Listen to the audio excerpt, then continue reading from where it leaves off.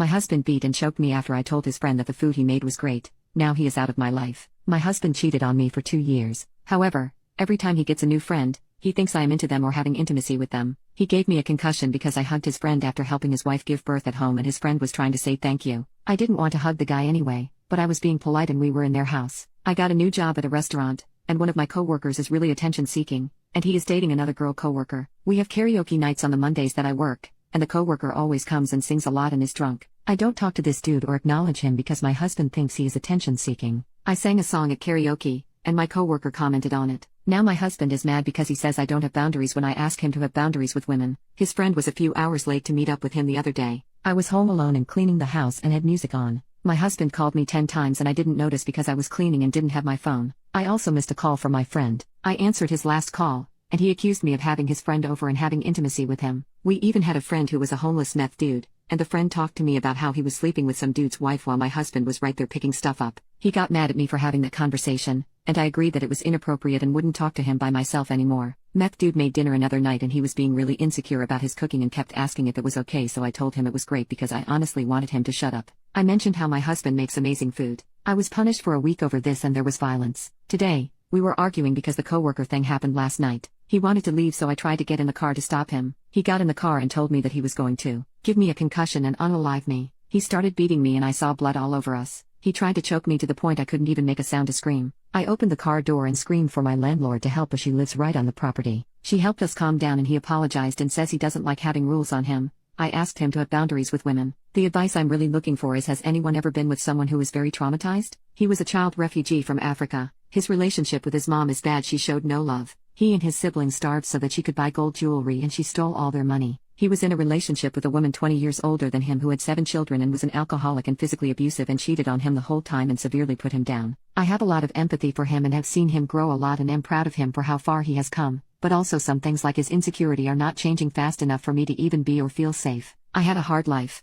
I was assaulted a lot as a child and beat. I have been drugged and assaulted many times as I got older. I was put in lockdown facilities from 13 to 18 because my parents listened to therapists and thought I was mentally ill. Despite all of these things, I am an optimistic person. I learned how to heal myself, and in the lockdowns, I learned how to find freedom within myself when I had nothing. I have always been psychologically aware and intelligent in the way that I can help people, help myself, and I can understand what is going on in people's hearts. I see the true person who wants to be free in him, who is caged by all of his pain, but it has taken a toll on me. His cheating made me lose myself and I was a shell of a human until recently. I have been getting back up on my feet, but I feel like because I have better energy now, men are becoming more attracted to me, and now my husband is starting to become paranoid and insecure again when I have never betrayed him like that, and I never will. But when you're paranoid, everything you see feeds your assumptions. I guess I am just wondering, has anyone been with someone so traumatized and had to be patient for their growth? Update: it's been a month, and he is gone. I let him keep the car because it was the only way to get him to leave ASAP. My family came. It was the longest we had gone without seeing each other. He had us hating each other for the past year,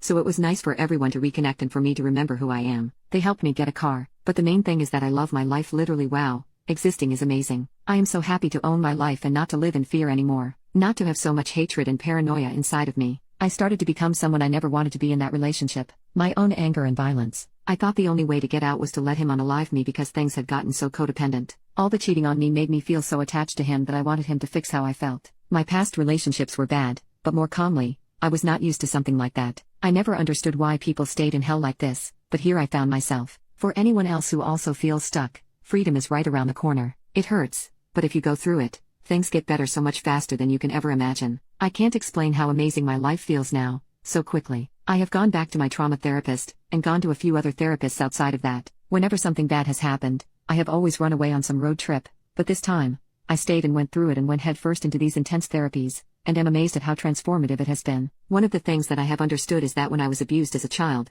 I was not allowed to have boundaries with my parents. I always stood up to them, and every time I got beat, I would stand back up, but I started to become silent when the police told me that my mother was allowed to beat me because I had a weed pipe. I think that I stopped expecting people to respect me or my boundaries, so I gave up on them and learned how to be really flexible for everyone else. Now I am learning to speak up for myself even with small things. Pretty interesting how people actually listen when you say no, lol. I'm planning on staying single until Jesus Christ knocks on my door, lol. I'm not even gonna make out with anyone. I just want to come back to myself and my own freedom and strength.